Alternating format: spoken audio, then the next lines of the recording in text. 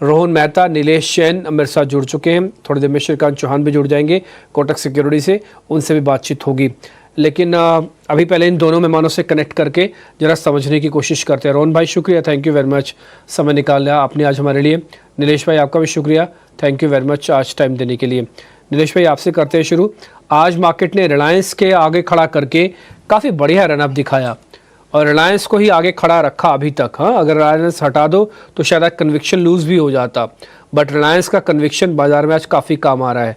Sir कल भी ऐसा ही होगा, रिलायंस सामने खड़ा रहेगा, इंडेक्स को खींचेगा ऊपर?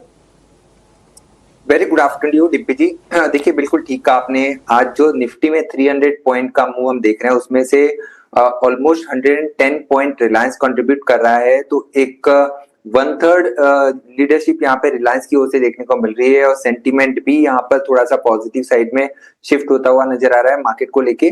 अब रिलायंस के अंदर कुछ पॉजिटिव डेवलपमेंट हुए हैं। सबसे पहला डेवलपमेंट अगर आप देखें तो ये पर्टिकुलर स्टॉक पिछले 6 महीने से एक सीमित दायरे में ट्रेड होता हुआ नजर आ रहा था, जहां पे एक मेजर हर्डल था 1350 का, वो आज के सेशन में ब्रेक हुआ है।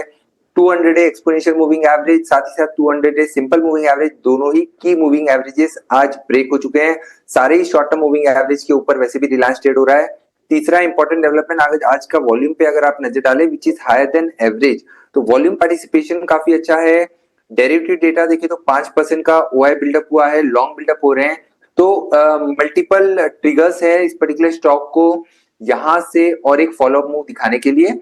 तो 1400 से लेके 1435 तक की अपसाइड अभी भी यहाँ पर है और हो सकता है हमें नेक्स्ट 1 से 2 दिनों में ये अपसाइड देखने को मिल जानी चाहिए। 1340 के स्टॉप लॉस से थोड़ी सी डिप मिले या फिर करंट लेवल पर रिलायंस को खरीद के चल सकते हैं। लॉन्ग पोजीशन है तो बने रहे। 1400 इमीडिएट बेसिस पे 1435 उसके बाद हमें देखने को मिल सकते हैं।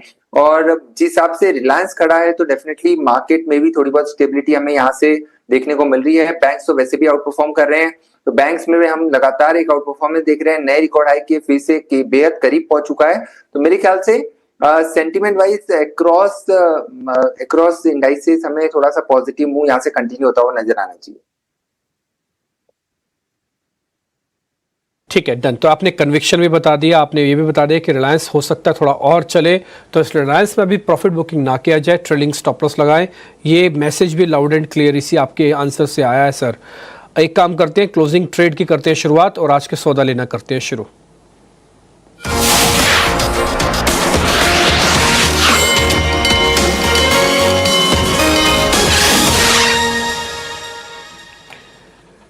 नीलेश भाई, रिलायंस इंडस्ट्रीज तो ऑलरेडी आपने बता दिया, इसको छोड़ के अगर कोई और सौदे पर भी नजर है वो भी बता दो, फिर रोहन से बातचीत करेंगे, एक वैल्यू पिक उनसे पता करेंगे। बिल्कुल, देखिए सबसे पहले तो एनबीएफसी स्पेस, मन्नपुरम, मुथूट, इनफैक्ट ये दोनों ही स्टॉक में अच्छा अट्रैक्शन है। तो मन्नपुरम फाइनेंस पर्टिकुलर काउंटर जहाँ पे कल की गिरावट के बाद आज एक रिवर्सल का कैंडल यहाँ पे फॉर्म होता हुआ नजर आ रहा है। तो एक फॉलोअप मूव हमें मन्नपुरम फाइनेंस में देखने को मिल सकता है। इसे लॉन्ग करके चल सकते हैं। 241 के टारगेट होंगे, 227 का स्टॉप लॉस रखना होगा। वही जो दूसरा स्टॉक है हैवीवेट एलएनटी को भी यहाँ पर लॉन्ग करके चलने की सलाह होगी, क्योंकि इस पर्टिकुलर स्टॉक ने आज एक काफी बड़ा स्पर्ट दिखाया है। साथ ही साथ निचले स्तरों से अगर हम देखें तो लगातार एक series of high top and high bottom formation भी यहाँ पे बनती हुई नजर आ रही है। तो एलएनटी में भी एक फॉलोअप मूव हम एक्सपेक्ट करके चल रहे हैं। 3430 तक के टारगेट के लिए 3280 का स्टॉप लॉस रखना होगा। ओके, सो मन्नपुरम फाइनेंस और एलएनटी, 2 कॉल्स और दोनों ही खरीदारी की नीलेश जैन की तरफ से। 3430 के टारगेट्स एलएनटी में नीलेश मानकर चलते हैं। 3280 का स्टॉप लॉस मेंटेन करना होगा। और मन्नपुरम फाइनेंस की अगर बात करें, वहां पर भी खरीदारी के मौके ढूंढे। 241 के लक्ष्य, 227 का स्टॉप लॉस, 231 के लेवल्स पर ऑलमोस्ट 2% की गेंस इस स्टॉक में इस वक्त नजर आ रहे हैं। सेक्टर स्पेसिफिक जहां बाजार में अच्छी खासी रौनक है, बैंक्स एंड फाइनेंशियल्स के ठीक साथ साथ फार्मा का खेमा भी खड़ा है। फार्मा सेक्टर की सेहत भी सुधरी है। फार्मा हो चाहे हेल्थ केयर हो या डायग्नोस्टिक स्पेस हो, हॉस्पिटैलिटी स्पेस, हॉस्पिटल्स इनफैक्ट, यहाँ पर अच्छा खासा एक्शन। ऑलमोस्ट 400 अंकों की मजबूती निफ्टी फार्मा इंडेक्स में आप देखेंगे। और रोहन हाई, गुड आफ्टरनून। सन फार्मा, ल्यूपिन, ग्लेनमार्क जैसे लार्जर प्लेयर्स अच्छी मजबूती दिखा रहे हैं। स्मॉलर फार्मा कंपनियों में भी मजबूती है। हेल्थ केयर सेगमेंट में भी अच्छा एक्शन। वहीं कुछ खबरों के चलते नई दवा लॉन्च की है, मंजूरी मिली है, जिसके चलते बायोकॉन के स्टॉक प्राइस में एक्शन है। इस पूरे सेगमेंट को कैसे देख रहे हैं आप और यहाँ से कौन सा सब सेगमेंट पिक करेंगे? Pharma, health care, diagnostic, laboratories?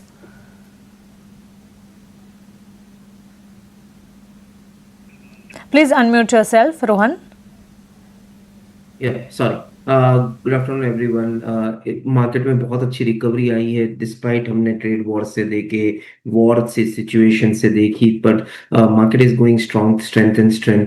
But यहाँ पे एक चीज देखने जैसी है कि इंडिविजुअल मार्केट्स में सब स्टॉक्स नहीं कर रहे हैं अच्छा. मीन्स अभी भी मिड कैप स्मॉल कैप में इतनी ग्लोरिफिकेशन नहीं आई है, लार्ज कैप में ही आई है. पर फार्मा स्पेस में individually we are seeing on the result side Divi's looks much better. Sun Pharma is of course one of the best play to look forward for. पर हमको लग रहा है कि Divi's would be more interesting as an investment band with Mankind Pharma लेके. और सब pharma segment में अभी भी एक्सट्रीमली फार्मा की बात नहीं कर रहा हूं, पर कहीं पे भी एग्रो साइड केमिकल और speciality chemical, speciality chemical would be an interesting space to look forward for. तो वहां पे हमारी रुचि ज्यादा है. स्पेशलिटी केमिकल स्पेस, कोई पर्टिकुलर स्क्रिप्ट्स आप सुझाना चाहेंगे रोहन इन दैट स्पेस? अभी हम रिजल्ट्स देख रहे हैं, पर very mid size small size company call अमी ऑर्गेनिक्स जो सेमीकंडक्टर प्लस एग्रो स्पेशलिटी में है, वहां पे हमारी रुचि ज्यादा है. ठीक है, चलिए स्पेशलिटी केमिकल स्पेस पर खास नज़र रहेगी. लेकिन इस बीच जहां हम स्पेशलिटी केमिकल की बात कर रहे हैं, सीजनलिटी फैक्टर पर आ जाते हैं और गर्मियों के बाद मॉनसून और मॉनसून के ठीक पहले agri related spaces, fertiliser stocks पर नज़र रखनी चाहिए. वेदर डिपार्टमेंट का भी ये कहना है कि सामान्य से बेहतर मॉनसून रहेगा और समय से भी पहले आने की संभावना दिख सकती है. नीलेश, आपसे जानना चाहूंगी agri related spaces, chemical fertiliser stocks, NFL, Chambal fertiliser जैसे स्पेसेस, इन स्टॉक्स पर क्या राय होगी? जी देखिए, चंबल फर्टिलाइजर्स ये एक पर्टिकुलर काउंटर है जहां पर काफी अच्छी मोमेंटम हमने देखी है, स्ट्रेंथ नजर आ रही है काउंटर में और अंडरटोन काफी पॉजिटिव है. तो यहाँ पर हम 705 से लेके 720 तक की अपसाइड एक्सपेक्ट करके चल रहे हैं. शॉर्ट टर्म मोमेंटम के लिहाज से 675 का स्टॉप लॉस रखना होगा और चंबल फर्टिलाइजर इस पर्टिकुलर स्टॉक पे नजर रख के चल सकते हैं विद इन फर्टिलाइजर स्पेस. तो इसके अलावा अगर एनएफएल देखें तो जहां पे मात्रा में पुल बैक देखने को मिल रहा है, कोरोमंडल हो गया, तो इस स्पेस में से एक प्रिफर्ड बेट अगर चूज करना है तो होगी चंबल फर्टिलाइजर्स. ठीक है, चंबल को लेकर नीलेश जी बुलिश हैं और वहाँ पर उनकी रिकमेंडेशन भी आ रही है. और आज हम देख रहे हैं कि मतलब अलग अलग शोज में अलग अलग एक्सपर्ट्स ने मॉनसून रिलेटेड जो भी स्टॉक्स हैं, चाहे वो फर्टिलाइजर के हों, एग्रो केमिकल को हैं, वहाँ पर अपना कन्विक्शन जता रहे हैं. रोहन जी, नीलेश जी, आप दोनों का बहुत शुक्रिया, स्वागत है 18 आवर्स स्वदेश पर. रोहन भाई, आप एक बार जरा टाटा मोटर्स को लेकर व्यू दीजिए. टाटा मोटर्स बहुत तेज रफ्तार से नहीं चल रहा है, लेकिन अब कोई ऐसे गिरावट के साइंस भी उसमें नहीं आ रहे हैं. क्या आपको लगता है कि जो डिसरप्शन होना था वो हो चुका है? 550 रुपए के हमने भाव देखे थे, उसके नीचे चला गया था शेयर ये, और वैल्यूएशन वाइज तो बहुत ही चीप शेयर है ये. आपको क्या लगता है कि यहां से और चलना चाहिए इसे? देखो, मार्केट में टू कॉन्सेप्ट ऑफ थियरीज होती है, एक स्ट्रेंथ को लेना है या एक वीकनेस को बाय करना. हमने आज से इतनी रिसर्च में देखा है कि वीकनेस शॉर्ट टर्म में पैसा बना सकता है, पर स्ट्रेंथ ही लंबा टाइम पैसा बना सकता है. सो अगर वीकनेस के लिए शॉर्ट टर्म ट्रेड करना है तो आई think so Tata Motors makes a decision. Investment के लिए आज भी हमको लग रहा है कि Mahindra and Mahindra makes more better decision in any way. और जो ये हमने एसएमएल इसूजू देखा तो और कंपनी को स्ट्रांग बनाया है. तो shorter term time yes, Tata Motors okay, but on fundamental note अभी भी हम नेगेटिव है टाटा मोटर्स पे. रोहन भाई, नेगेटिव आप हैं क्यों? जरा थोड़ा रीजन बताएंगे उसके कि प्रॉब्लम आपको क्या दिख रही है? ये बहुत सारी प्रॉब्लम्स दिख रही है. देखो, एक तो है कि मार्केट शेयर ऑफ जो ईवी व्हीकल्स है वहां पे एमजी ने बहुत अच्छा मार्केट शेयर ले लिया है. नई वो बहुत कोई प्रोडक्ट नहीं आ रही है. दूसरा जो जैगुआर लैंड रोवर है, हमेशा एक इशू होता है कि वहां पे अच्छा होता है, वहां पे हमारा खराब होता है. और दूसरा debt is also concern, a bit concern for us. और सामने दूसरा क्या है, always it is comparative analysis. So दूसरा मुझे और एक बेटर कंपनी मिल रही है मार्केट में. सो इन दिस ऑल सेगमेंट, और बहुत सारी मैं डिटेल बात कर सकता हूं, पर अभी भी ऐसा कोई जोन नहीं लग रहा है. देखो, हम ईवी के लिए बहुत बड़ा होप रख रहे थे, पर जिस हिसाब से आप एमजी विंडसर देखो, जो एमजी की सिलेक्ट गाड़ीज आई है, तो वहां पे हमको लग रहा है कि टाटा क्यों कोई बाय करेगा जहां पे हमारे पास इतनी बढ़िया गाड़ी विद अ लेसर प्राइसिंग में मिल रही है. आज एमजी विंडसर ने 27% मार्केट शेयर ले लिया है, जो आज से आई थिंक सो 3 क्वार्टर के पहले कुछ मार्केट शेयर नहीं था. टाटा मोटर्स क्यों नहीं आपको बुलिश होना है लॉन्ग टर्म के लिए, पूरे रीजंस रोहन जी ने सामने रख दिए हैं। गैस वाले शेयरों में आज बढ़िया मोमेंटम है, आईजीएल में, एमजीएल, यहाँ तक कि अगर आप गेल को भी देखेंगे तो वहाँ पर भी 1-1.5% के आसपास की तेजी दिखेगी। नीलेश जी, इन स्टॉक्स पर आपकी नज़र गई होगी, आप जरा ये बता सकते हैं कि इस ट्रेंड का कंटिन्यूएशन कौन से शेयर में आपको सबसे ज़्यादा मजबूत दिख रहा है?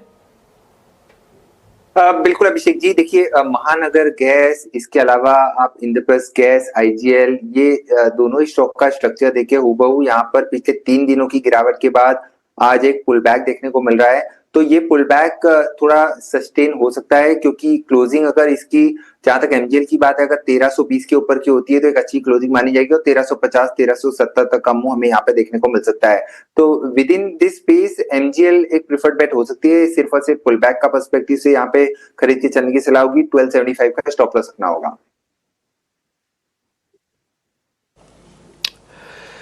ठीक है, मार्केट्स के अंदर आज जो ट्रेड बन रहे हैं उसमें एक रिलायंस इंडस्ट्रीज आईजीएल पे जो डिस्कस भी हो रहा था, ये भी हो गया। एमजीएल, एबीआरएफएल, काफ़ी नए शेयर्स हैं एक सीरीज़ के अंदर जो बने, जिनमें आज काफ़ी बड़ी लॉन्ग पोजीशंस बनी हैं। एक काम करते हैं, ल्यूपिन के बारे में ज़रा पता करता हूँ। ल्यूपिन पे एक बार आपकी रिकमेंडेशन क्या होगी नीलेश भाई? ल्यूपिन बिल्कुल, देखिए आज के सेशन में फार्मा पैक में काफी अच्छा स्पर्ट हम देख रहे हैं। लुपिन बिल्कुल यहाँ पर भी एक अच्छा रिवर्सल कैंडल हमें देखने को मिल रहा है। 2150 2170 तक ये अपसाइड देखने को मिल सकती है। 2045 के स्टॉप लॉस से लुपिन को लॉन्ग करके चल सकते हैं, but with in this space हमारी प्रिफर्ड बेट सन फार्मा है, जहां पर कन्विक्शन ज्यादा है। काफी अच्छा बेहतरीन ब्रेकआउट यहाँ पे आता हुआ नजर आ रहा है। अगर पिक करना है तो सन फार्मा को पिक करके चल सकते हैं, जहां पर लॉन्ग बिल्डअप 3% का हुआ है, एडिशन भी देखने को मिल रहा है। तो सन फार्मा में 1850 1880 तक की अपसाइड एक्सपेक्ट करके चल सकते हैं। 1795 का स्टॉप लॉस होगा। ठीक है।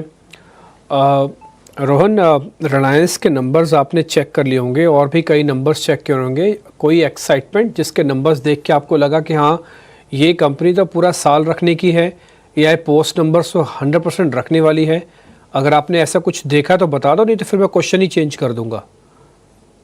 नहीं, अभी तक ऐसी कोई कंपनीज नहीं आई। तकरीबन बहुत अच्छी रिजल्ट्स, अभी बहुत सारी कंपनीज के रिजल्ट भी नहीं आया है, तो इतनी ऐसी कोई कंपनीज नहीं आई है। So we are looking forward for it, पर I think so 10 to 15 days में बहुत सारी कंपनीज के रिजल्ट आ जाएंगे। So we are looking forward कि कौन सी कंपनी सबसे ज्यादा सरप्राइज कर रही है। सो हमने रिलायंस ने इतना सरप्राइज हमको नहीं किया है।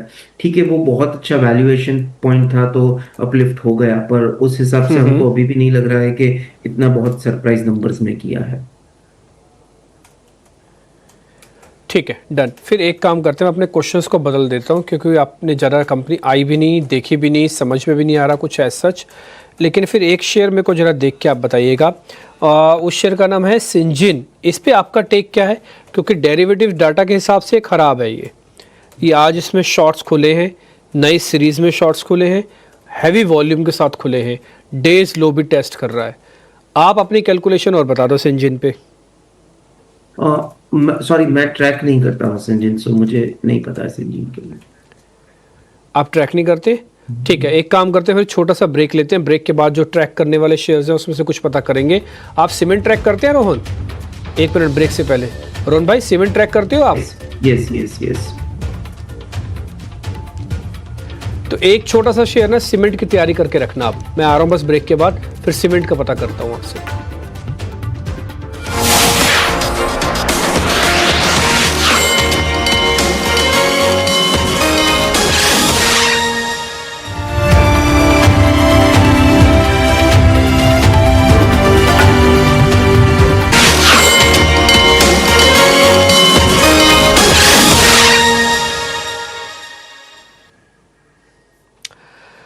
ब्रेक पर एक बार फिर आपका स्वागत है। 24,300 के आसपास आके मार्केट रुक रहा है, थोड़ा सा ऊपर से प्रेशर बन रहा है। हालांकि ये टिपिकली होता ही है कि जब आप एक शेयर्स के बदौलत पूरा बाजार चलता है तो फिर बाद में थोड़ा शट ऑफ तो होता ही है। देखते हैं अभी और क्या होता है। अभी विक्स भी हल्का हल्का अपनी गिरावट को ख़त्म करके वापस हरे निशान में आने की कोशिश कर रहा है। ध्यान रखा जाए, इस बात को ना भूलिएगा, जब तक ये पुलवामा पहलगाम वाली खबर मार्केट में काफ़ी हद तक डिस्काउंट नहीं होती है, तब तक ये कॉशियस स्टांस को ना हटाइएगा अपना, ये स्टांस कॉशियस रखिएगा अपना। ठीक है, अब सीमेंट के एक स्टॉक की बात होनी थी। रोहन, एक शेयर सीमेंट वाला। ने सीमेंट बहुत डिटेल में एक साल से देखा है। बहुत सारी ऐसी चीजें जो सीमेंट में नहीं हुई थी ओवरऑल डेवलपमेंट की सबसे, पर अभी भी मुझे लग रहा है कि UltraTech is the only winner in this. Numbers भी है और last 2 quarter numbers were not good, but stock ने इतना खराब नहीं किया है। We can see a surpriser number. UltraTech is the only undisputed leader in cement, और ये प्राइस में भी it's a very decent valuation.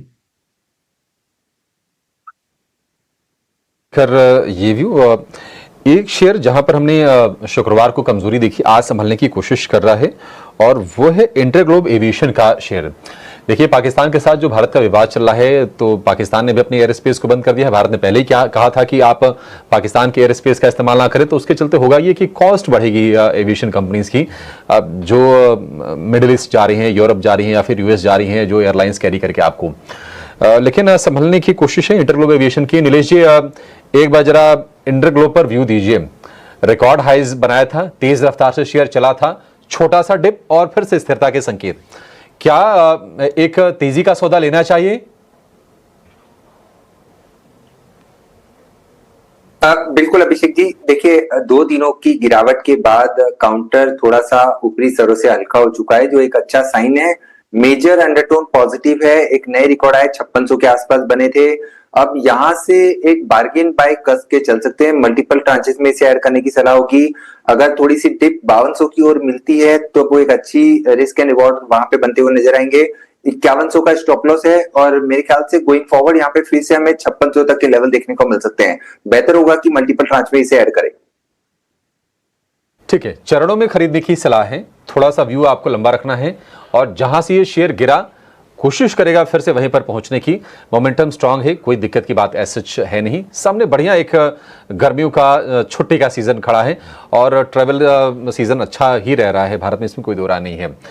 इस बीच आईडीबीआई बैंक के नतीजे आ गए हैं और ₹2.10 प्रति शेयर के डिविडेंड का भी ऐलान किया है। एसेट क्वालिटी भी थोड़ी सी इंप्रूव हुई है आईडीबीआई बैंक के, बाकी आंकड़े भी आपकी स्क्रीन पर लेकर आएंगे। लेकिन हम तेजी आज अक्रॉस द बोर्ड देख रहे हैं बैंकिंग स्टॉक्स में। दरअसल जो छोटे छोटे बैंकों के नतीजे भी अच्छा हैं, आरबीएल के अच्छे नतीजे है, शेयर 10% ऊपर है। आईडीबीआई बैंक हालांकि एक रेंज में शेयर ये जरूर रहा है, लेकिन 3% ऊपर ये कारोबार कर रहा है। जब जब विनिवेश वाली खबर आती है तब तक हम देखते हैं कि आईडीबीआई बैंक चलता है, फिर थोड़ा सा ठंडा हो जाता है। रोहन जी, नतीजे क्या ये ट्रिगर दे पाएंगे, और आपके हिसाब से अगर किसी को थोड़ा लंबा रखना हो, ये शेयर ठीक है पोर्टफोलियो के लिहाज से, या फिर अवॉइड करें इसको? नहीं, ये on a long term point हर बार हमने देखा है कि क्वार्टर अच्छा आता है, फिर 2-3 क्वार्टर अगेन नेगेटिव सरप्राइज आता है, तो ये कॉन्फिडेंस लेवल नहीं है। और जहां पे कॉन्फिडेंस लेवल नहीं होते वहां पे पी री रेटिंग नहीं आती है। तो हम एक ट्रेडिंग पॉइंट ऑफ व्यू में भी बहुत लोग समझते हैं कि ट्रेडिंग सिर्फ टेक्निकल से होता है, फंडामेंटल भी क्वार्टर ऑन क्वार्टर ट्रेडिंग करते हैं लोग, तो वहां पे ठीक है। पर हमको लग रहा है कि लॉन्ग टर्म के हिसाब से एसबीआई और अभी भी HDFC bank still makes lot of point, valuation के हिसाब से बहुत अच्छी लग रही है और डाउनसाइड बहुत काफी लिमिटेड है। तो ये दो हमारी पिक है। RBL bank is not for long term. नतीजों के ठीक बाद इम्पैक्ट आता हुआ भी नजर आ रहा है, ऑलमोस्ट 3% के गेंस के साथ स्टॉक में इस वक्त कामकाज। लेकिन चलिए सीधा आगे बढ़ते हैं और हमारे खास सेगमेंट निकुंज की नजर का रुख करते हैं।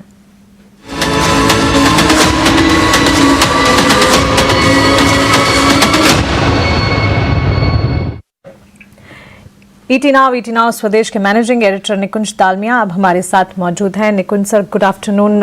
आफ्टर अ शॉर्ट ब्रीदर आप हमारे साथ वापस लौटे हैं। Hope you are doing really well health wise. Sir, आपके एब्सेंस में व्यूअर्स ने आपके इस खास सेगमेंट को बहुत मिस किया राय देने के लिए। So banks and financials, as Nikunj sir says, well discovered, well owned है। और आज के सत्र में भी अगर आप देखेंगे जो स्पेसेस, वैसे तो आईटी को छोड़कर हर क्षेत्र में अच्छा खासा एक्शन है, लेकिन सबसे आगे बैंक्स एंड फाइनेंशियल्स खड़े हैं अच्छी खासी मजबूती के साथ। लार्जर बैंक्स हैं और साथ ही स्मॉलर बैंक्स भी। इनफैक्ट मेजर कंट्रीब्यूटर्स की अगर बात करेंगे तो उसमें भी बैंक्स से जुड़े ICICI bank, SBI, axis bank जैसे काउंटर्स है, जहां पर करीब 1.5 से 2%, 2.5% तक की इवन तेजी देखने को मिल रही है। साथ ही इसी लिस्ट में रिलायंस और एलएनटी को भी शामिल करना होगा। On the flip side HCL technologies, Infosys, Bajaj finance, UltraTech cement, HUL जैसे काउंटर्स है जहां पर हम बिकवाली का दबाव देख रहे हैं। सेक्टर स्पेसिफिक बाजार की चाल इस वक्त काफी मजबूत, आईटी ने ली है back seat. On this note एक छोटे से ब्रेक के लिए हम रुक रहे हैं, चल लौटेंगे, आप बने रहें।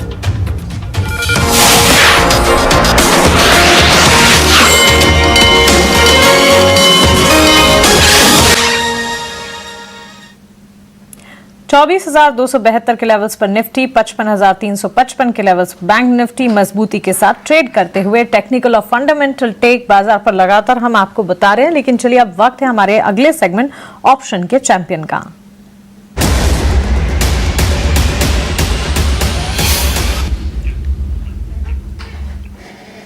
जेएम फाइनेंशियल के तेजस शाह हमारे साथ जुड़ गए हैं अपनी ऑप्शन की रणनीति लेकर। गुड आफ्टरनून तेजस, बताइए। गुड आफ्टरनून आपको और सभी दर्शकों को। तो आज के सेशन में मैंने जो ऑप्शन के चैंपियन के लिए कॉल चुना है वो है state bank of India limited. Nifty bank जो है हमें काफी अच्छा लग रहा है और पीएसयू बैंक भी इसमें स्टेट बैंक ऑफ इंडिया हमारा टॉप पिक है। स्टेट बैंक ऑफ इंडिया ने 17 अप्रैल को एक ब्रेकआउट दिया था अबाउट 785 लेवल। उसके बाद स्टॉक में 835 का स्विंग हाई बना के पिछले 2-3 दिनों से स्टॉक एक करेक्शन मोड में चल रहा है, लेकिन आज अच्छी खासी स्ट्रेंथ दिखाई है स्टॉक ने 10 डे एक्सपोनेंशियल मूविंग एवरेज का सपोर्ट लेके।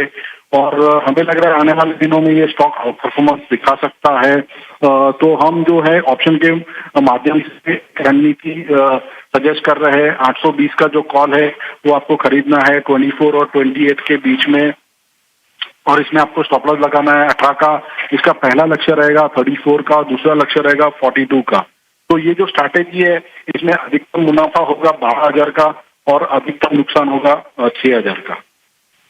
बहुत शुक्रिया आपका हमारे साथ जुड़ने के लिए और ऑप्शन की रणनीति हमें बताने के लिए। एसबीआई 820 की कॉल खरीदने की राय, 24 और 26 के लेवल्स के इर्द गिर्द लक्ष्य जहां पर 34, उसके बाद 42 तक भी दिख सकते हैं। स्टॉप लॉस 18 का आपको लगाना होगा। वर्कआउट करने पर करीब 12,000 रुपए का अधिकतम मुनाफा हो सकता है, और अगर ये रिवर्स जाए तो 6,000 तक का नुकसान भी होने की संभावना है। एक स्टैंडर्ड डिस्क्लेमर एफएनओ ट्रेड्स को लेकर आपके स्क्रीन पर। एफएनओ ट्रेडिंग में 10 में से 9 लोगों को नुकसान होता है। एफएनओ ट्रेडर्स को औसतन 50,000 का नुकसान होता है। घाटा होने के बावजूद 28% ट्रांजैक्शन के रूप में देना होता है, वहीं मुनाफा होने पर 15 से 50% ट्रांजैक्शन के रूप में खर्च होता है। तो अपना एडवाइजर से बात करें, उनसे सलाह लें, उसके ठीक बाद ही एफएनओ में उतरें। लेकिन चलिए आगे बढ़ेंगे। हमारी पैनल पर एक और एक्सपर्ट जुड़ गए हैं, उनका स्वागत करते हैं। कोटक सिक्योरिटीज के श्रीकांत चौहान। श्रीकांत, गुड आफ्टरनून, स्वागत है आपका 18 आवर्स स्वदेश पर। बैंक्स फाइनेंशियल्स में तो हम देख रहे हैं आउट परफॉर्मेंस, और इसके अलावा डिफेंस क्षेत्र में भी अच्छा खासा एक्शन है, मजबूती बाजार में। आपकी नजर कौन से स्टॉक्स पर है? क्लोजिंग ट्रेड्स क्या होंगे?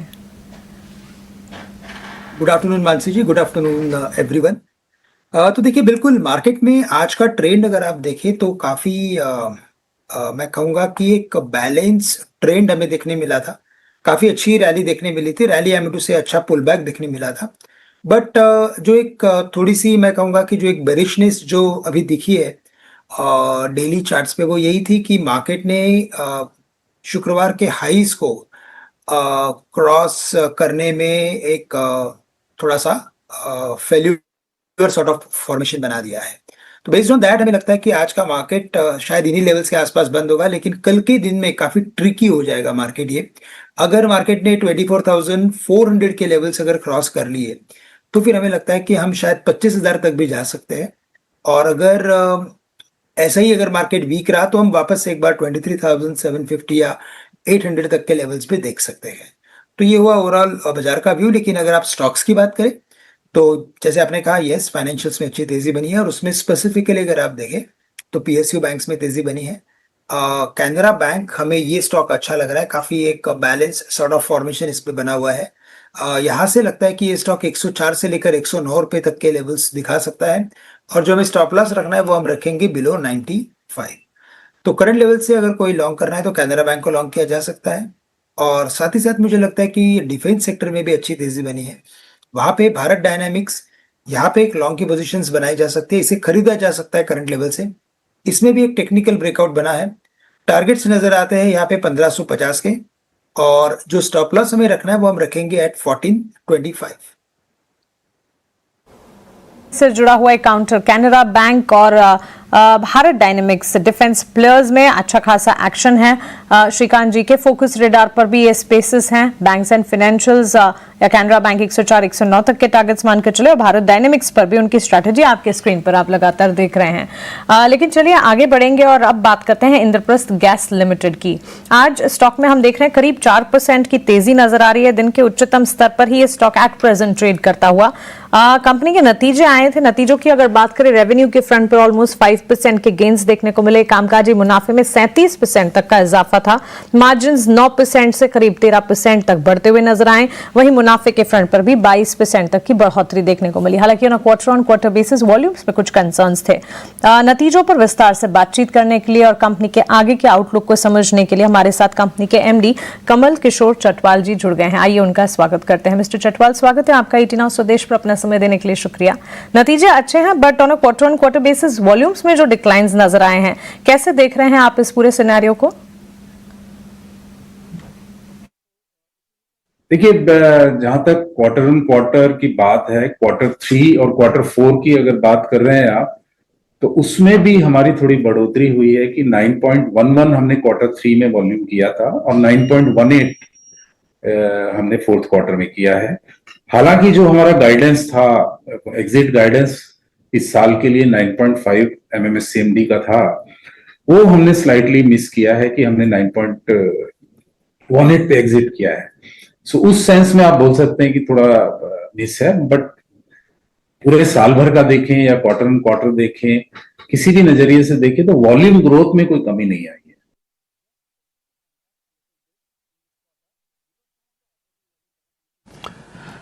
सर, एक चीज़ आपसे और पता करनी है, अगर मान लीजिए दिल्ली सरकार ईवी की ड्राफ्ट पॉलिसी को एक्सेप्ट कर लेती है तो आपके वॉल्यूम पे कितना फर्क पड़ेगा? देखिए, जहां तक दिल्ली ईवी पॉलिसी की बात है, ऐसा कुछ ड्राफ्ट तो अभी नहीं आया था, बट जो मीडिया के हवाले से हमें समझ में आया कि ये 2 व्हीलर और 3 व्हीलर सेगमेंट के लिए है।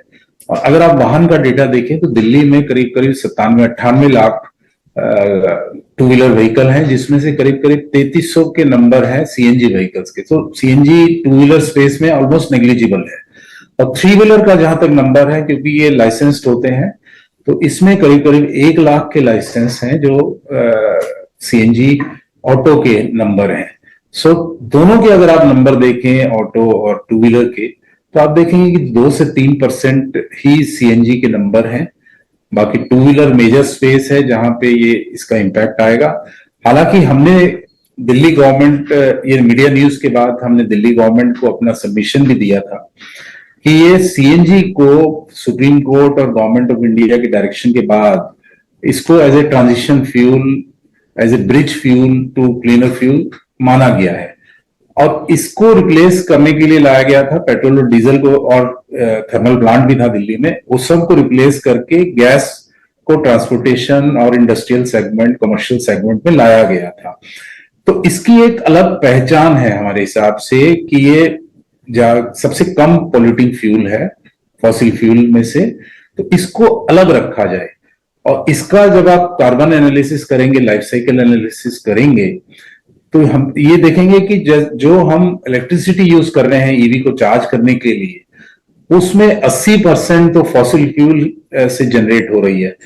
तो ये, और हमारी सीएनजी भी 20 से 30% की हमें कार्बन में बेनिफिट दे रही है एज कंपेयर टू पेट्रोल और डीजल के मुकाबले 30% कार्बन एमिशन कम है इसमें।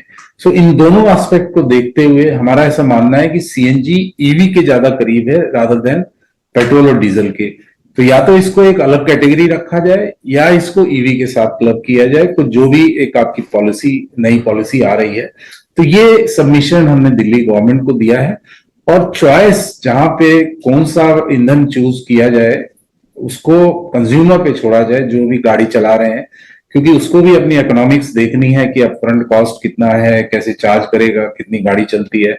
तो ये सब का डिसीजन कंज्यूमर पे छोड़ दिया जाए, रादर कि हम उसको किसी फ्यूल को बैन करें और ऐसा करें, उसके बजाय कंज्यूमर के ऊपर छोड़ा जाए। ये कुछ सबमिशंस हमने दिल्ली गवर्नमेंट को किए हैं और हमारा ऐसा मानना है कि इन पे पॉजिटिव रिस्पांस आएगा जब भी कोई ड्राफ्ट पॉलिसी फाइनलाइज होगी।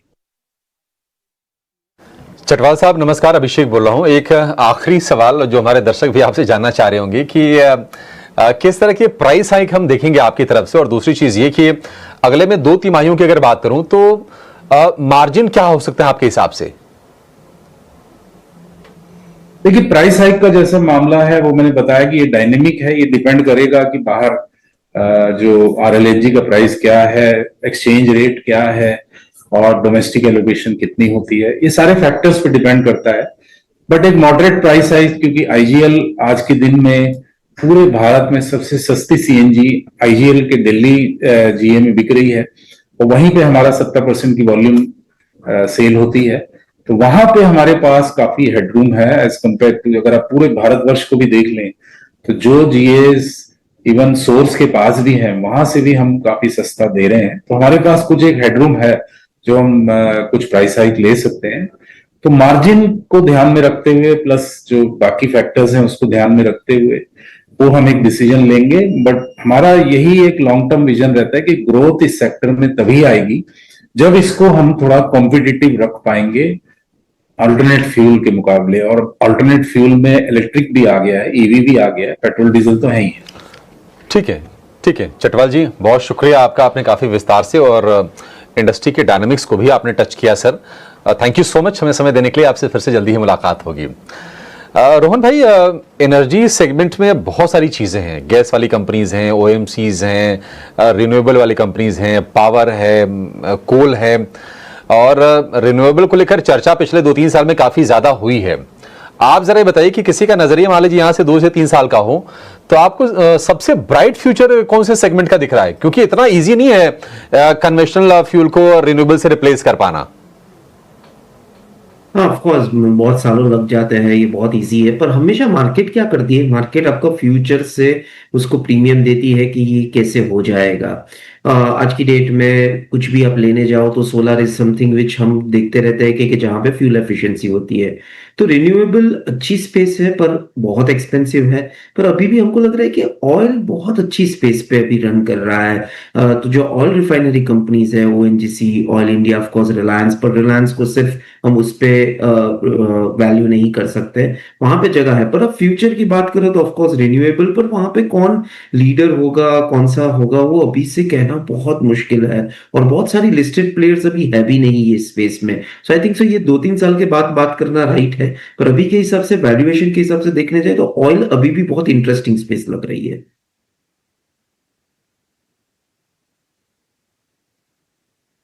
Point taken. श्रीकांत जी, एक शेयर जरा आप चेक करेंगे आप?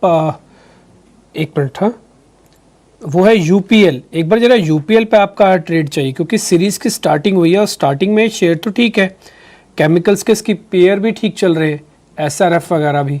एक बार जरा यूपीएल चेक कर लो। आज प्रॉफिट लेके बाहर निकल जाए या फिर अभी और कंटिन्यू करना है? बिल्कुल। तो देखिए डिम्पी जी, अगर यूपीएल की बात करें तो इसमें हमने एक अच्छी तेजी देखी। इनफैक्ट काफी साइलेंटली ये स्टॉक काफी अच्छी तरीके से बढ़ गया, क्योंकि ये स्टॉक था 450 रुपए के करीब और अभी 650 के करीब आ चुका है। लेकिन अगर मैं इसके एकदम शॉर्ट टर्म फॉर्मेशन को देखता हूँ, 1 या 2 दिन के फॉर्मेशन को देखता हूँ, तो मुझे लगता है कि एक रेंज के अंदर ये ट्रेड कर रहा है और आज वापस से एक बार लोअर बाउंड्री को हिट करने के बाद इसमें रिकवरी का पैटर्न बना है। तो मुझे लगता है कि वापस से एक बार ये स्टॉक 700 रुपए तक जा सकता है करंट लेवल्स में। इसमें अगर पोजीशन हो तो इसमें बने रहे। जो हमें स्टॉप लॉस रखना है वो हम रखेंगे एट 660। स्टॉक थोड़ा सा वॉलेटाइल है तो 660 रुपए का स्टॉप लॉस रखे और टारगेट्स रखे यहाँ पे 700 रुपए के। डन। एक चॉइस आपसे जानना चाहता हूँ, प्रेस्टीज या ओबरॉय में से नीलेश भाई किसका चार्ट ज़्यादा इंटरेस्टिंग है और ज़्यादा स्ट्रांग है? ओबरॉय और प्रेस्टीज दोनों रियल एस्टेट की कंपनी है एक्चुअली। बिल्कुल डिम्पी जी, देखिए अगर दोनों में से मुझे कोई एक चूज करना है तो वो होगा प्रेस्टीज स्टेज, क्योंकि स्टेट इस पर्टिकुलर काउंटर में अगर आप देखें तो पिछले 2 दिनों की गिरावट के बाद आज का जो कैंडल बन रहा है वहां पे वॉल्यूम्स काफी अच्छे बनते हुए नजर आ रहे हैं और काउंटर में स्ट्रेंथ नजर आ रही है। ऐसा लग रहा है एक फॉलोअप हमें देखने को मिलेगा। डेरिवेटिव डेटा काफी यहाँ पर अट्रैक्टिव है, जहां पे 10% के आसपास का हुआ इजाफा हुआ है प्रेस्टीज स्टेज में। तो इस पर्टिकुलर स्टॉक में 1355 से 1400 तक का मूव हमें देखने को मिल सकता है। इसे लॉन्ग करके चल सकते हैं। 1285 का स्टॉप लॉस रखना होगा। 1350 और 1355 पहला टारगेट और 1400 तक के दूसरे टारगेट हमें प्रेस्टीज स्टेट इस पर्टिकुलर स्टॉक में देखने को मिल सकते हैं। ठीक है, डन। वक्त एक छोटे से ब्रेक का है, ब्रेक ले लेते हैं। ब्रेक के बाद मेहमानों का साथ चर्चा जारी रहेगी।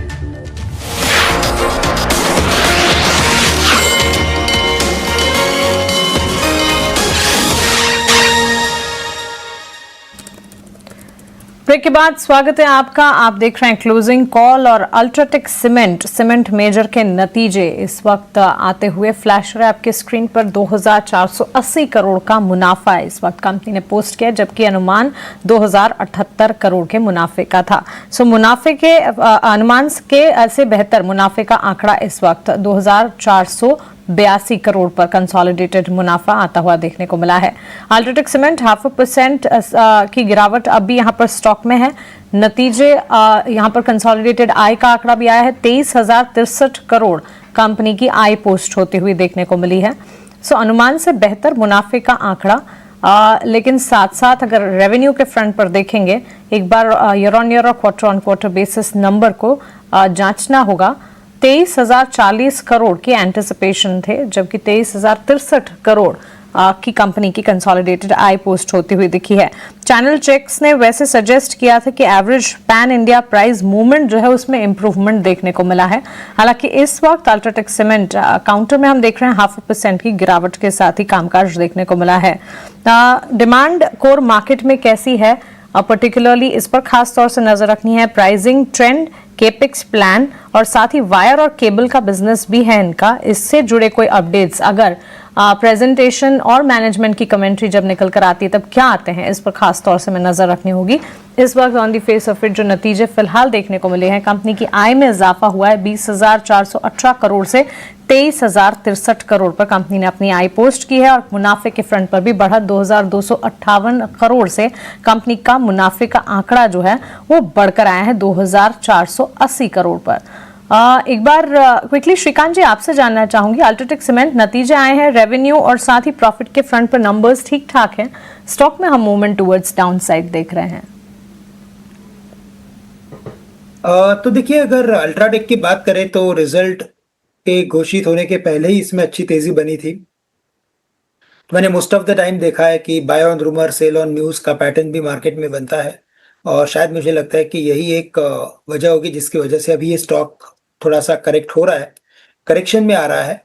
लेकिन ओवरऑल अगर इसके फॉर्मेशन की बात करें तो मैं कहूँगा कि पिछले लगभग 10 से 12 महीने में अगर आप देखें तो ये स्टॉक ने मल्टीपल टाइम्स 12,000 के करीब एक बड़ी सेलिंग प्रेशर का बड़ी सेलिंग प्रेशर को विटनेस किया है। बट इस बार अगर आप देखें तो काफी स्मूथली इसने इस लेवल को निकाला है। तो मुझे लगता है इवेंचुअली ये स्टॉक और बढ़ते हुए नजर आएगा। बेस्ड ऑन टेक्निकल्स लगता है 14 साढ़े 14,000 के लेवल्स ये दिखा सकता है। बट शॉर्ट टर्म में थोड़ा सा करेक्शन पॉसिबल है, मे बी 11,700-800 तक मैक्सिमम आ सकता है, जहां पे एक बड़ा सपोर्ट है। लेकिन इसमें अगर इन्वेस्टमेंट्स हो तो बिल्कुल इसमें बने रहे। हमें लगता है कि ये स्टॉक आने वाले कुछ हफ्तों में, महीनों में काफी अच्छे रिटर्न्स दे सकता है। पोजीशन ले रखी है तो पोजीशन को बरकरार रखें। करीब 30% का इजाफा आय के फ्रंट पर, रेवेन्यू के फ्रंट पर देखने को मिला है। 77.50 रुपए प्रति शेयर डिविडेंड का ऐलान भी कंपनी ने किया है। टेक्निकली 14,000 तक के लेवल्स भी चार्ट्स पर नजर आते हैं। 12,112 के लेवल्स पर इस वक्त ये स्टॉक ट्रेड करता हुआ। लेकिन रिलायंस के स्टॉक में आज जोरदार तेजी, जबरदस्त एक्शन देखने को मिला है। इस तेजी के पीछे की वजह भी है, नतीजे आए, नतीजों के ठीक बाद ब्रोकरेजेस की रिपोर्ट्स और कमेंट्री, ढेर सारी चीजें थी जो कि आपके लिए जानना बेहद जरूरी है। वरुण दुबे हमारे साथ जुड़ गए हैं सारे के सारे रैशनल लेकर। वरुण बताइए। तो जोरदार तेजी देखने मिल रही है रिलायंस इंडस्ट्रीज के स्टॉक में। 5% से ज़्यादा की तेजी जून 2024 के बाद अगर आप देखेंगे तो सबसे बड़ी तेजी जो है इस काउंटर पे देखने मिली। और एक ही दिन में 1 लाख करोड़ रुपए के ऊपर का मार्केट कैप जो है ये कंपनी ऐड कर चुकी है। इस तरह की तेजी देखने मिली है। अब तेजी क्यों है तो देखिए, नतीजे में आय, मुनाफा, एबिटा अनुमान से अच्छा था। ऑपरेशनली अगर आप देखेंगे तो मार्जिन्स में कमजोरी देखने मिली। 18.25% से गिर के 16.8% के आसपास के आए हैं। ऑयल टू केमिकल कारोबार अनुमान से अच्छा था। ऑयल एंड गैस पे दबाव था।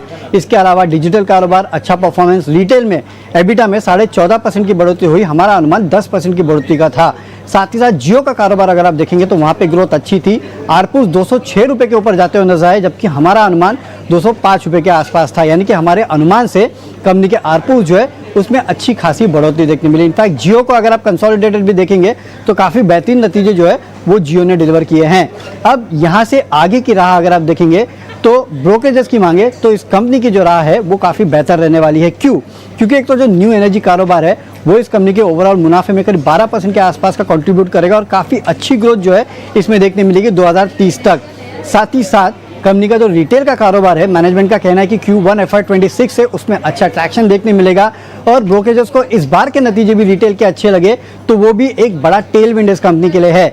जियो का कारोबार वैसे भी अच्छा कर रहा है और काफ़ी सारे ब्रोकरेजेस का मानना है कि यहाँ से आरपूस में आपको और भी बढ़ोतरी देखने मिलेगी और आरपू में बढ़ोतरी देखने का मतलब है कि साफ बात है कि आगे चल के जियो का एबिटा जो है वो और भी आपको बढ़ता हुआ नजर आएगा, जिसका इम्पैक्ट जो है आपको ओवरऑल जियो के या फिर रिलायंस इंडस्ट्रीज के कारोबार पे देखने मिलेगा। तो ये वो की ट्रिगर पॉइंट्स है जिसके वजह से ब्रोकरेज हाउसेस ने इस कंपनी के रिजल्ट्स को थम्स अप दिया है। No doubt operational performance weak था, लेकिन आगे के लिए जो कंपनी ने गाइडेंस दी है वो लोगों को अच्छी लगी और इसके लिए आपने देखा उसके बाद स्टॉक में काफ़ी बेहतरीन तेज़ी है और एक ही दिन में 1 लाख करोड़ रुपए का मार्केट कैप जो है ये कंपनी जोड़ चुकी है।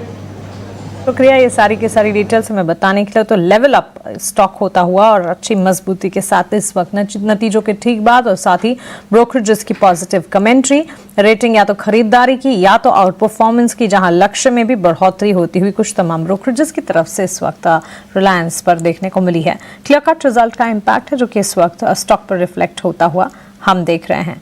कुछ और स्टॉक्स देखते हैं और रोहन, इनफैक्ट आज सुबह से ही मेरी नज़र oil marketing, oil producing counters पर हैं। कच्चे तेल की चाल के साथ साथ चलते हैं ये प्लेयर्स। ऑयल रिफाइनिंग में MRPL, चेन्नई पेट्रो जैसे स्टॉक्स में बिकवाली है, लेकिन oil marketing, oil producing counters अगर देख लेंगे, HPCL, BPCL, IOC, ये सारे के सारे स्टॉक्स मूव कर रहे हैं। इस स्पेस को कैसे देखा जाए? फंडामेंटली आपका टेक क्या है? मुझे लग रहा है कि इट इज जस्ट कुछ इसमें कुछ खास नहीं लग रहा है हमको कि यहाँ पे बहुत बड़ी तेजी इस हिसाब से है। ऑफ कोर्स क्वार्टर नंबर्स को देख के पता चलेगा, पर इसमें कुछ बहुत बड़ा टर्न अराउंड नहीं दिख रहा है हमको। और हाँ, ऑयल प्रोड्यूसिंग कंपनीज में still we are finding lot of opportunity, पर OMC में अभी भी हमको अपॉर्चुनिटीज नहीं लग रही है।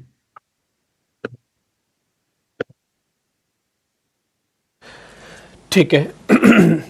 कुछ कुछ और FMCG वाले स्टॉक्स की तरफ भी आपको नज़र रखना होगा, क्योंकि अगर मार्केट को या तो थोड़ा डिफेंसिव भी होना है ना, तो FMCG के शेयर्स तब काम आएंगे।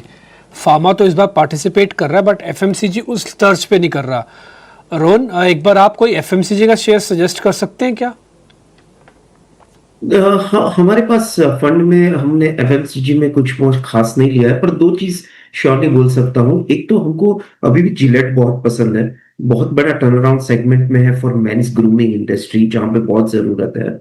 और दूसरा एक कंपनी हम देख रहे हैं FMCG में, वो है पतंजलि। अब देख रहे हैं एक थोड़ा केस वाला, एक थोड़ा कंसर्न है, पर वो हिसाब से अगर सब कुछ निकाल दो, थोड़ा उसको कॉर्पोरेट साइड को अलग कर दो, तो हमको लगता है FMCG में पतंजलि एक ऐसी स्पेस में है जहाँ पे कोई भी नहीं है और वो एक स्पेस बहुत इंटरेस्टिंग बन रही है। तो Patanjali for future and Gillette is for safe investor। कौन लगता है उसमें डाबर है सर? डाबर के तो बहुत सारे प्रोडक्ट पतंजलि जैसे ही हैं, आपको लगता है ऐसा? नहीं, पर डाबर में क्या है, डाबर एक आप देख लो कि उसका ग्रोथ सेगमेंट भी देख लो, नंबर क्वार्टर एंड क्वार्टर भी देखो, इतना इंटरेस्टिंग नहीं है। देखो मार्केट प्रोडक्ट बहुत अच्छी होती है, मार्केट सरप्राइजिंग फैक्टर और नया क्या कर रही है उस पर रिवैल्यूएशन देती है। तो पतंजलि के पास ऐसी इतनी सारी सेगमेंट है और जहां पे वो ग्रोथ उसका बहुत फास्ट हो रहा है, स्पेसिफिकली ऑयल और वो सेगमेंट में। डाबर में वो चीज नहीं दिख रही है अभी तक, और नए प्रोडक्ट डेवलपमेंट और कुछ आ नहीं रहे हैं। कि उस तरह की ग्रोथ नहीं है और नया प्रोडक्ट इनोवेशन ज़्यादा है नहीं, और पतंजलि अपने आप में कंप्लीट एक अलग से कंपनी बन रहा है जो कि इस तरह के प्रोडक्ट को अच्छा रख रहा है। चलिए ठीक है, पॉइंट टेकन है सर आपका। ये FMCG पे जो आपने हमको गाइडेंस दी। वक्त एक छोटे से ब्रेक का है। श्रीकांत और रोहन दोनों मेरे साथ बने रहेंगे, बट तुरंत लौट रहे हैं ब्रेक के बाद।